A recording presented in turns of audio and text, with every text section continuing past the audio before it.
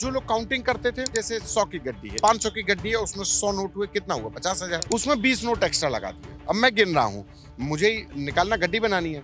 मैंने 100 की जगह 120 नोट बना दिए और मैंने उसको रैप अप किया 100 बता करके। तीसरा आदमी, एक और व्यक्ति खड़ा, या मैं आप ही के पास गया कि देखिए हमारे पास ये 5 गड्डी हो गई 500 की, तो आप क्या करेंगे? 5 गड्डी एक नोट नहीं गिनेंगे। गिन ली, कह दिया 2.5 लाख रुपए, अपने एक वाउचर बना दिया। ये काम कौन करता था? अनुकल्प मिश्रा करता था वहां पर। जो राम मंदिर ट्रस्ट का काउंटर है, उस काउंटर से बैंक के काउंटर के बीच में जाने के दौरान ये लोग वो जो 20 नोट और 15 नोट तो उनको निकाल लेते थे। जब वाउचर आया 2.5 लाख रुपए का, के पास भी 2.5 लाख रुपए पहुंचे, तो चोरी पकड़ी कैसे जाएगी? चेकिंग के समय जब सबकी चेकिंग हो रही है, 20-22 लोग काम कर रहे हैं, तो उसने कहा मेरे पेट में दर्द हो रहा है और चला गया टॉयलेट। अपने जो पैसे थे 2.5 लाख रुपए, वो उसने टॉयलेट में रख दिए। तलाशी लिया, चला आया, कुछ नहीं निकला। उसको तो ये था कि यहाँ चले जाएंगे, अपना इलाका है, अपना क्षेत्र है, यहाँ पे, यहाँ से कौन जाएगा? कल सुबह उठा लेंगे, आज चेकिंग हो रही, कल निकाल लेंगे। देखिए, आप मेरे ऊपर अगर आरोप लग रहा है तो मेरा धर्म बनता है, जब मैं ऐसी गद्दी पर हूँ तो मेरा धर्म बनता है, क्योंकि मैं साख वहां पर चंपत राय की नहीं थी, वहां पे साख राम मंदिर ट्रस्ट की थी, उस उच्चतम न्यायालय के आदेश की थी, जिसके आदेश पर ये ट्रस्ट बना था। तो ये साख चंपत राय सोच रहे थे मेरे ऊपर, नहीं, वो ट्रस्ट के ऊपर सवाल था। इन्होंने कभी जवाब नहीं दिया। इस वीडियो में हम बातचीत करेंगे संतोष जी से, जो आज तक के पत्रकार हैं और इस पूरे मुद्दे को डे वन से कवर कर रहे हैं। इस मुद्दे की जो छोटी मोटी की तहें हैं जो हमसे खुलनी बची रह गई हों, हम उनको संतोष जी की मदद से डिकोड करने की कोशिश करेंगे। संतोष जी, बहुत बहुत शुक्रिया बात करने के लिए। कितने दिन हो गया इस पर रिपोर्ट करते हुए? रिपोर्ट मतलब एक महीना हो रहा है इस पूरे मामले पे नज़र रखे हुए, और ये तो मामला चढ़ावा चोरी का है। वैसे इस पूरे मामले में जब 2021 में राम मंदिर ट्रस्ट के द्वारा खरीदी गई ज़मीनों का मामला उठा था, उस समय पर भी हाँ, पवन पांडे ने, बाद में हमने ग्राउंड पे जाकर के रिपोर्ट किया, और वो जो कुसुम पाठक और जितने भी ये जो लोग थे, कैरेक्टर्स थे, उनका ग्राउंड रिपोर्ट भी किया। तो तब से अयोध्या में राम मंदिर ट्रस्ट को लेकर के जो चीज़ें आ रही थी उस पर नज़र थी, और ये चढ़ावा चोरी के मामले ने एकदम से इस चीज़ों को कहा जाता कि भंडाफोड़ कर दिया। चीज़ें चल रही थी अंदर अंदर, कुछ ना कुछ गड़बड़ है, कुछ गड़बड़ है, कुछ गड़बड़ है, लेकिन अब इसके बाद से मतलब एकदम से भंडाफोड़ हो गया और चीज़ें सामने आ गई हैं, ऑन द फ्लोर है। अब सब क्रिस्टल क्लियर है कि 8 लोग पकड़े गए, उसमें से 6 लोग मीन वो जो काउंटिंग वाले थे, उनके पास से 20,39,000 कैश मिल रहा है, जिनकी तनख्वाह जो है मतलब 12 से 15,000 रुपये होगी। मतलब 20 लाख रुपए कैश अगर एक व्यक्ति के पास से मिल रहा है, ब्रेजा कार मिल रही है, और कोई मकान बनवाए ले रहा है, तो मतलब ऐसे तो बहुत आसान नहीं। तो इसीलिए इस पे नज़र अभी तो रखी हुई है। और अभी इस केस की पहली सूचना कैसे आई थी? इस केस की सूचना यहाँ से लोकल से, अयोध्या में मेरे जो अपना सोर्स है, चूँकि मुझे यूपी में रिपोर्टिंग करते हुए 20 साल हो रहा है, तो मेरे अपने सोर्सेज हैं, तो उन्होंने कहा कि यहाँ की अयोध्या की हवाओं में चर्चा चल रही है कि यहाँ पे चंदा चोरी, चढ़ावा चोरी का मामला आ रहा है। तो अब चूंकि इतना बड़ा मामला था कि हमारे पास कोई सबूत नहीं था, तो हम भी नज़र रखे थे, कुछ कर नहीं रहे थे, रिपोर्ट नहीं कर पा रहे थे। और रिपोर्ट, मामला बड़ा था और राम मंदिर से भी जुड़ा था, आस्था से भी जुड़ा था। अगर हम रिपोर्ट करते तो इधर पे लोग कहने लगे कि लो बिना सबूत के कैसे, तो सबूत नहीं था। लेकिन चर्चाएं अयोध्या में, और मैं बता रहा हूँ कि अयोध्या के लोगों के बीच में चर्चाएं मई के लास्ट वीक से आने लगी थी। अच्छा। हाँ, मई के, भले ही ये रिपोर्ट हम 5 जून का वो जो वीडियो है अविनाश शुक्ला का हमने दिखाया दर्शकों को, लेकिन ये मई के लास्ट वीक से अयोध्या के फिजाओं में ये चर्चा होने लगी थी कि मंदिर ट्रस्ट के अंदर चोरी का मामला पकड़ा गया है। और ये जो मेरे पास सोर्सेज हैं कि इसकी जानकारी चंपत राय को दी गई थी, बाकायदा दी गई थी, और ये जो रिकवरी है जो अविनाश शुक्ला तमाम लोगों से इनके पास थी।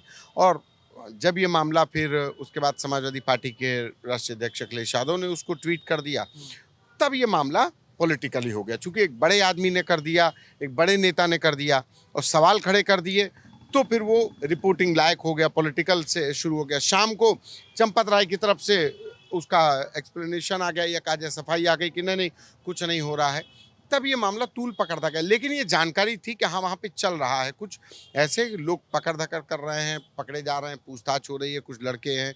अच्छा, ये मामला खुला भी इनकी आपसी लड़ाई से है। अच्छा। आपको बताऊं, हाँ, ये जो है, सपरंडा से बताइए, फिर लड़ाई पे आएंगे। कैसे होता था, क्या होता था अंदर, क्या थ्योरी अभी तक क्या आई है सामने? ये एक तो चीज़ ये थी कि ये राम मंदिर ट्रस्ट बना, और मतलब इतना बड़ा ट्रस्ट दुनिया के करोड़ों हिंदुओं की आस्था का केंद्र था। जब मंदिर बना तो दशकों नहीं सदियों के इंतजार के बाद बना तो लोग आने लगे, उमड़ पड़ी भीड़।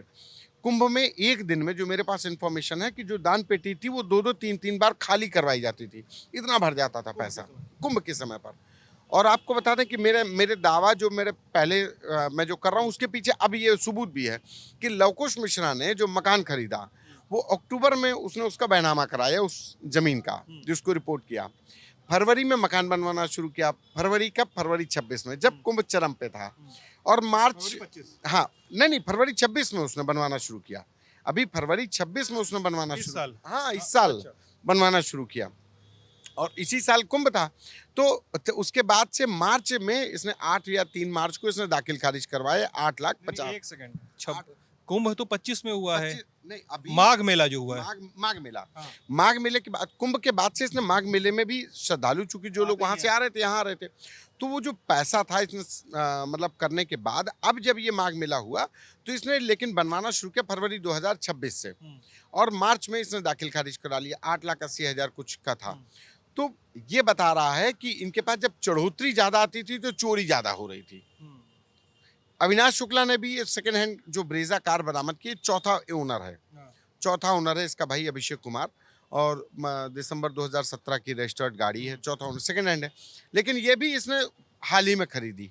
तो जो लड़के 12 से 15 हज़ार रुपए की नौकरी कर रहे हैं, किसी की भी बैकग्राउंड हो सकती है, बहुत बड़े घर के हो सकते हैं, लेकिन 12 से 15 हज़ार की नौकरी करने वाले लड़के अगर ब्रेजा कार से चल रहे हैं, उनके पास अचानक से पैसा आने लगा, पहले तक जब वो ज्वाइन कर रहे हैं तो पता लगा 40 किलोमीटर से चले आ रहे हैं, अब वो शहर में ही मकान बनवा ले रहे हैं। तो ये तमाम चीज़ें थीं।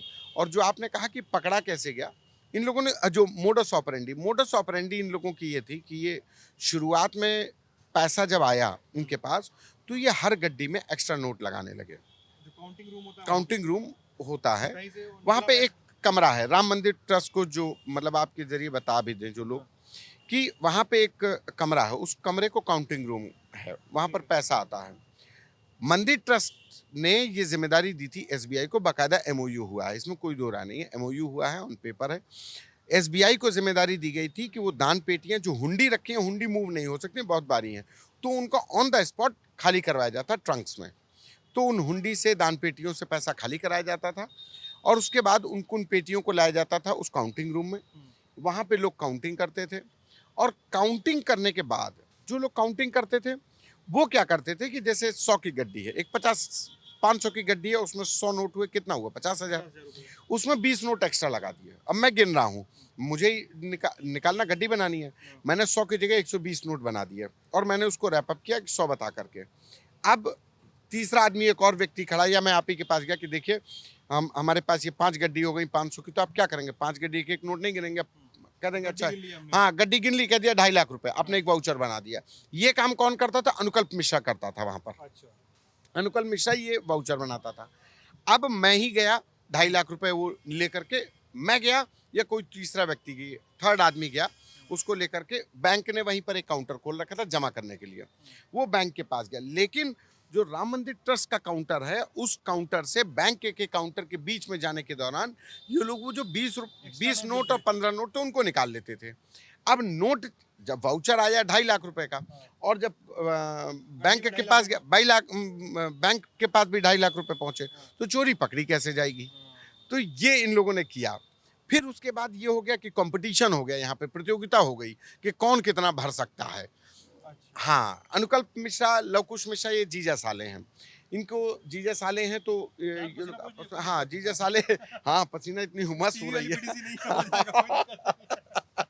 तो अब उसमें ये लोग काम करते थे, तो बाकी जो लोग आए उन लोगों के बीच में आपस में बातचीत तो हो जाती है कि कौन क्या खेल कर रहा है, तो ये पता चल गया सबका खेल, तो जिसको जो मौका मिला उसने भरा और चल दिया।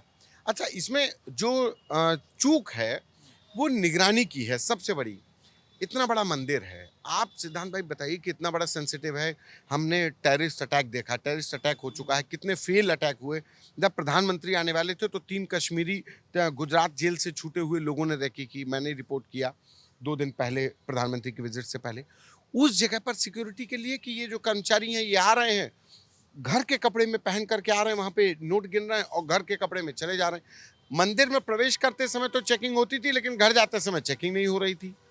मतलब आप जो स्टैंडर्ड एसओपी है, कोई भी व्यक्ति अगर ऐसी सेंसिटिव जगह पर है और वो वहाँ पर अगर वैल्यूएबल्स से डील कर रहा है तो उसकी तलाशी होती है। यहाँ पे तलाशी की व्यवस्था नहीं थी, इसलिए इनके हौसले बढ़ गए और जिसको जो मन आया वो भरता चला गया। अमूमन जो महिलाएं आ रही हैं ग्रामीण से आती हैं, हमारी आपकी दादी नानी भी बड़ी आस्थावान, तो वो क्या करते हैं कि वो लोग छल्ला और भगवान पैजनिया, चूंकि अयोध्या में राम राजा के तौर पे नहीं पूजे जाते हैं, राम लला हैं, बहुत छोटे बालक के तौर पे, तो पैजनिया किसी ने दे दिया, अंगूठी पहनी हम अपने राम लला को, वो तो उसमें जेवर डाल दिए। अब इनको जेवर मिले, छोटा सा छल्ला है, जेब में डाल के चल दिए, चेकिंग होनी नहीं है, और एक छल्ला आज की डेट में 1.5 लाख रुपए का हो गया, 10 ग्राम सोना क्या हो गया। तो ये सर्विलेंस, विजिलेंस और सिक्योरिटी लैप्स का नतीजा कि ये पकड़े नहीं गए और ये इनके हौसले बुलंद होते रहे और ये इस तरीके से चोरी कर रहे थे। कैश चोरी हो रहा था, डॉलर विदेशी आया, एनआरआई आया, उसके पास उसने नहीं अपना चेंज करा पाया, उसको तो श्रद्धा, उसने डॉलर डाल दिए, डॉलर भी धर लिए, डॉलर बरामद हुए, करीब 1100 से अधिक डॉलर तो यही अविनाश शुक्ला के पास है, तो ये इनके पास से बरामद हो गए। तो ये चीज़ थी कि मतलब जिसको जो मौका मिल रहा था वो लपेटे ले रहा था, लूटे ले रहा था, राम नाम की लूट है, तो राम धन की लूट थी यहाँ पर, ये चल रहा था। जने से बतिया रहा था कल ना, तो वो बोले कि यार देखिए ऐसा भी हुआ है मंदिर में कि कई लोग आभूषण लेके उसको प्लास्टिक के थैली में लपेट के टॉयलेट के फ्लश में रख दे रहे थे। इस तरह की भी थ्योरीज, मतलब थ्योरीज का बहुत सारी फ्लोट हो रही है अब तो, और जाते समय उसको निकाल के जेब में डाल के निकल जा रहे थे। ये क्योंकि चेकिंग हो ही नहीं रही थी, तो कुछ भी हो तो कुछ भी हो सकता है। अब ये जब पहला व्यक्ति पकड़ा गया, अनुकल्प मिश्रा पकड़ा गया, पहला व्यक्ति अनुकल्प मिश्रा, जिस दिन चेकिंग हुई, ये 5 जून का सीसीटीवी, उससे पहले की बात बता रहा हूं मैं, जब किसका कोई सीसीटीवी नहीं, ये मैंने बताया कि मई के लास्ट वीक में शुरुआत हुई और स्टार्टिंग में 30 मई या 1-2 जून की बात होगी। जितने भी लोग थे उनको कमरे में रोका गया, उनकी चेकिंग की गई। अब जब चेकिंग की गई तो सबको लिया गया, तो उसमें से जो मेरे पास जानकारी अनुकल्प मिश्रा था, उसने क्या किया कि कहा कि मेरे पेट में दर्द हो रहा है।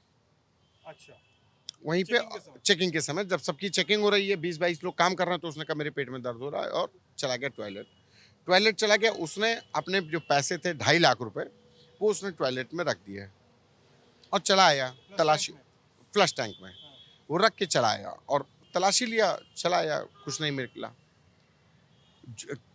उसको तो ये था कि यहाँ चले जाएंगे, अपना इलाका है, अपना क्षेत्र है, यहाँ पे अपना मतलब पूरा है, मंदिर है, यहाँ से कौन जाएगा, कल सुबह उठा लेंगे, आज चेकिंग हो रही, कल निकाल लेंगे।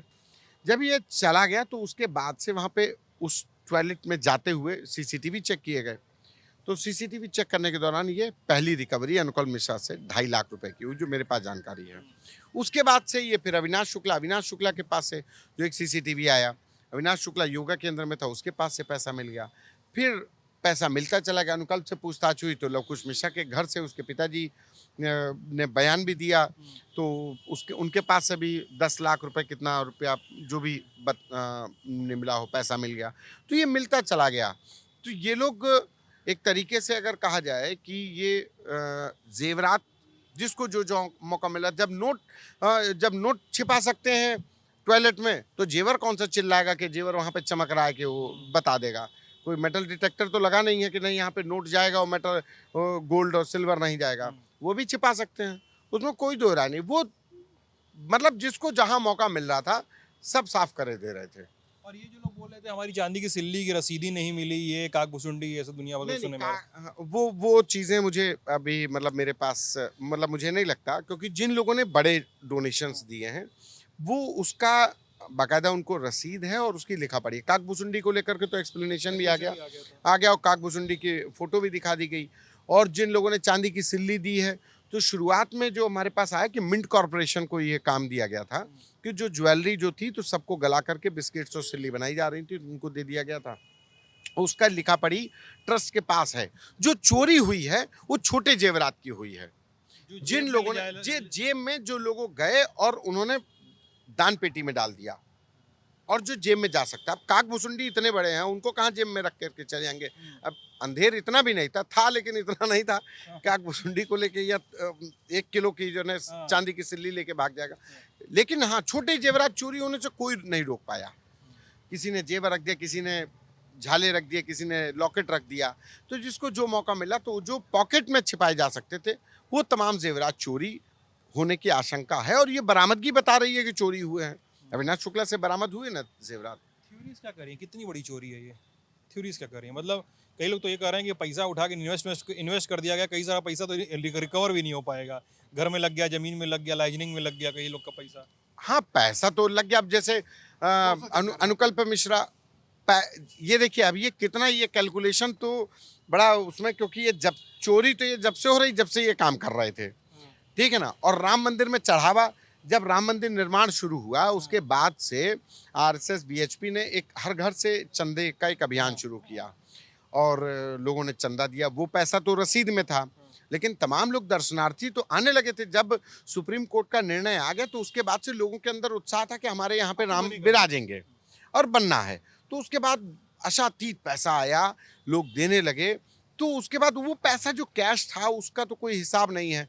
अच्छा, गिनने वाले यही लोग थे, गिनने वाले ऐसे ही लोग थे जो अयोध्या के जो नए लड़के, अनुकल मिश्रा, लवकुश मिश्रा, इसी टाइप के लोग थे।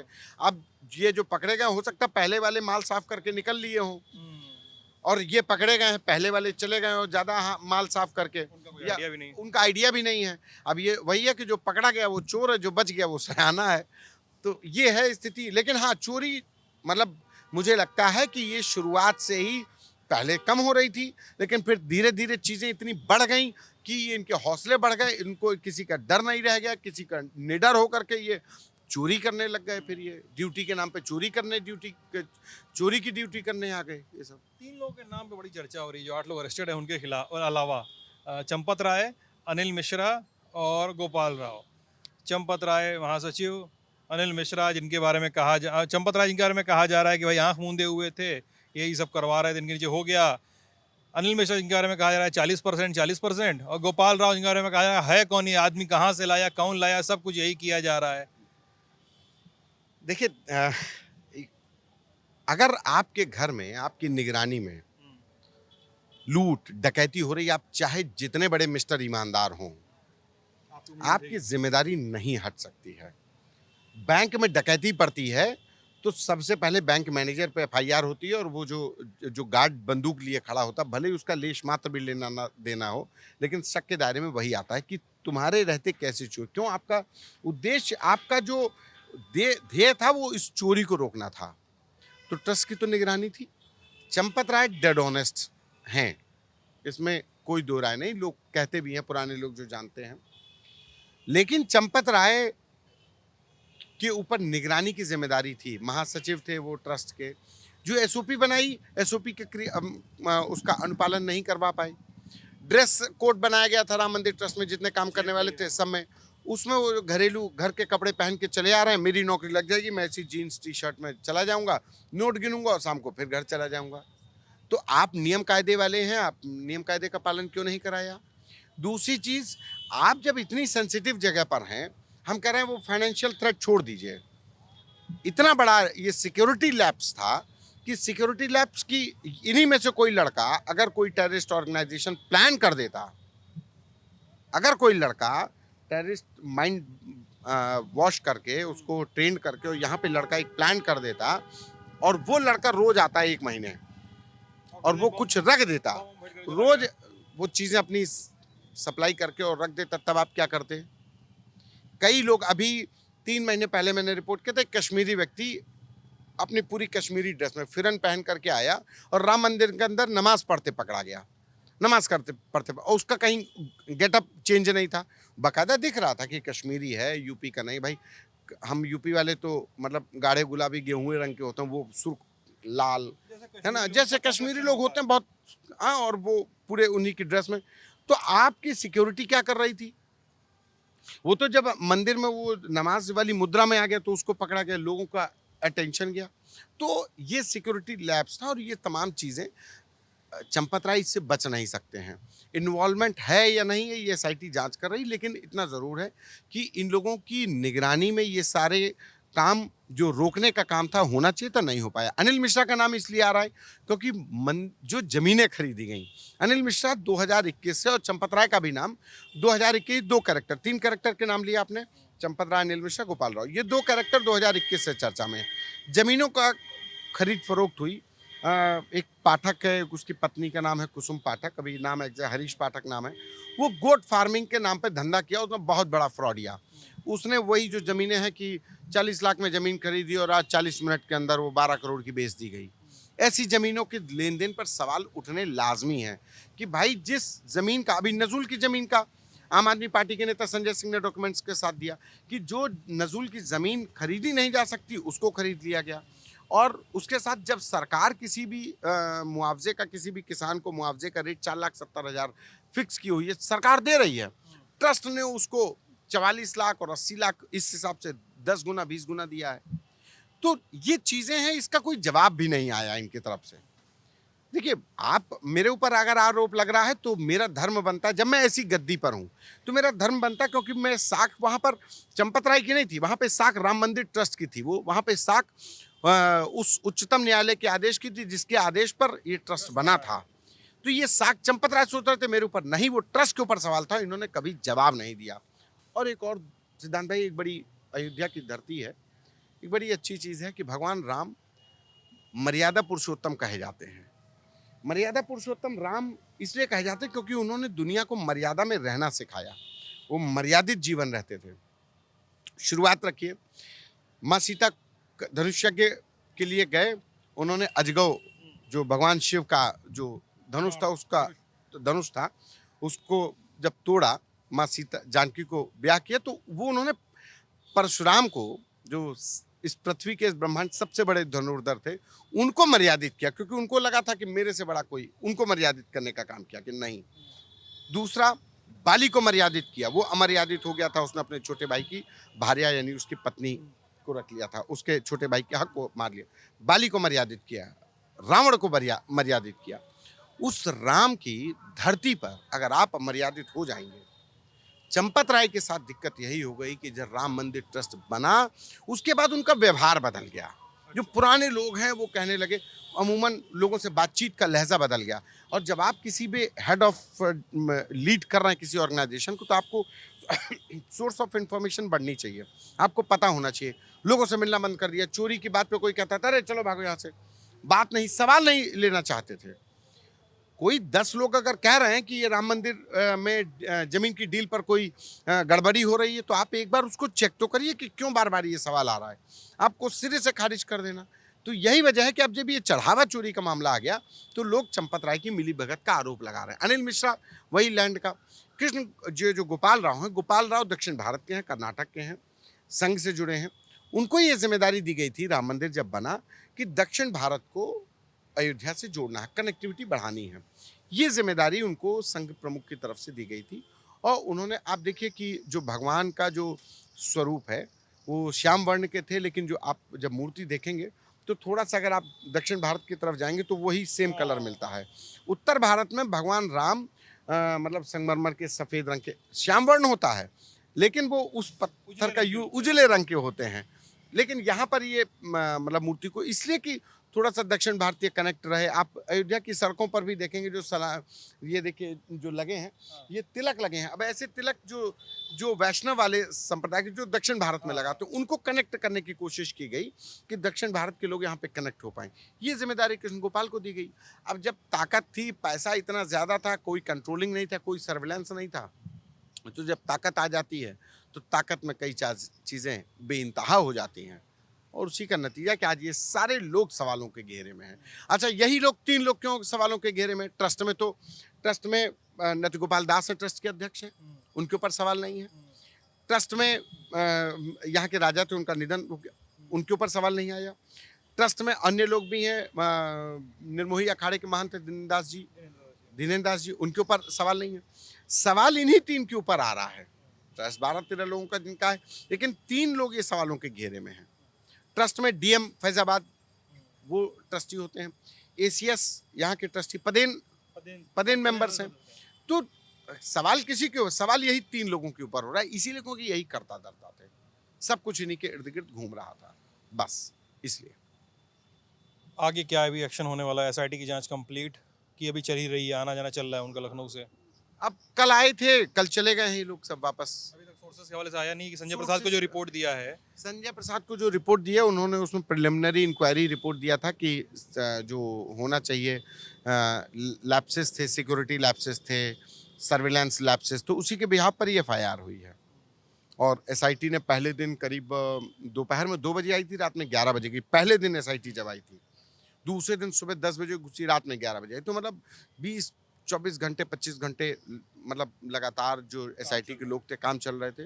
तो अभी मतलब एक डिटेल रिपोर्ट देंगे वो अभी लेकिन उनके पास टाइम है, 15 जुलाई तक रिपोर्ट देनी है, तो वहाँ पे वो देंगे रिपोर्ट। लेकिन इसमें जो इंटरेस्टिंग है एसआईटी की रिपोर्ट में क्या हुआ, क्या नहीं हुआ और क्या होना चाहिए भविष्य में रोकने के लिए, यही होना है, इससे अधिक कुछ नहीं होना है। जो पुलिस की एफआईआर है वो जांचें 2 चल रही हैं, एक एसआईटी की चले, एक पुलिस की चले। पुलिस की जांच में एसआईटी जो है वो है इंक्वायरी और ये है इन्वेस्टिगेशन। वो इन्वेस्टिगेशन है, इसका असर मिलेगा। एसआईटी की जांच का कोई असर वसर नहीं होना है। ये सिर्फ एसआईटी बन गई, एसआईटी की रिपोर्ट के आधार पर एफआईआर हो गई, तो वो एफआईआर तक उसका बहुत इफेक्ट है। वो एक सरकार को अपना सबमिशन दे देंगे कि ये किया जाना चाहिए, एक एसओपी बन जाए, डूज एंड डोंट्स क्लियरली और ब्लैक एंड व्हाइट में आ जाए। सरकार की भी साहगिरी है, प्रदेश सरकार की भी और केंद्र सरकार की भी, तो वहां पर भी थोड़ा सा टाइम बाइंग एक्टिविटी जैसी हो जाती है ना एसआईटी। हाँ, ये देखिए, ये लैंड स्कैम जैसे हुआ। हाँ। अब देखिए, ये लोग मानने को नहीं तैयार थे। जब धुआं उठ रहा है तो आग होगी ना भाई, कहीं भले ही छोटी आग हो, फूस में आग लगी हो, लेकिन आप उस पर आप देख नहीं रहे थे। 2021 में ये सब उठा। 2022 का नतीजा क्या हुआ कि अयोध्या से शुरू होकर के राम वन पथ गमन पूरा हार गई भाजपा। आप यहाँ से शुरू करिए, अयोध्या हारी, सुल्तानपुर हारी, कौशाम्बी हारी, प्रयागराज हारी, उधर चित्रकूट तक हारी। ये पूरा ये हार गई। क्यों? नैरेटिव बन गया। नैरेटिव अब बीजेपी का है कि वो पीडीए के नाम पर और संविधान बदलने के नाम पर भ्रमित कर दिए, चाहे कुछ हो। ये everything is fair in love and war, political war था। उन्होंने आपके परसेप्शन का अपना और अब तो ये ज्वलंत, आपने खुद ही कार्रवाई कर दी। अब इसका क्या आप कैसे करोगे? ये 2000 और ये भी देखिए इत्तेफाक है, 21 में वो मामला उखड़ा, 22 में चुनाव आ गए। अब ये 26 में उखड़ा, 27 में फिर चुनाव आए। तो ये चीज़ें हैं, ये बीजेपी के लिए अभी तो मुश्किलें बहुत बड़ी हैं, लेकिन बीजेपी थिंक टैंक है। चिंतन, भोजन और आराम इनके हैं बस 3 काम। तो ये चिंतन, शिविर और भोजन, ये जो भाई साहब लोग हैं, बड़े खतरनाक थिंक टैंक है इनके पास। तो अब देखिए, ये कुछ ना कुछ तोड़ निकालेंगे। इतना आसान नहीं है कि ये इस काम में माहिर है। हाँ, ये माहिर है, परसेप्शन चेंज करने में माहिर है। अभी तो बहुत दूर है। अभी देखिए, जब इसको ठंडा करेगी तो उसके बाद नया कोई इतना बड़ा गुब्बारा फुलाएगी कि ये सब उसका जवाब नहीं दे पाएंगे। चलिए संतोष भाई, थैंक यू सो मच। आप काम करते रहे इस पे। आप ललन टॉप पे बातचीत देख रहे थे, अपनी राय हमें जरूर दीजिएगा। मैं सिद्धांत हूँ, कैमरे के पीछे उदित हैं। आप ललन टॉप देख रहे थे, बहुत बहुत शुक्रिया।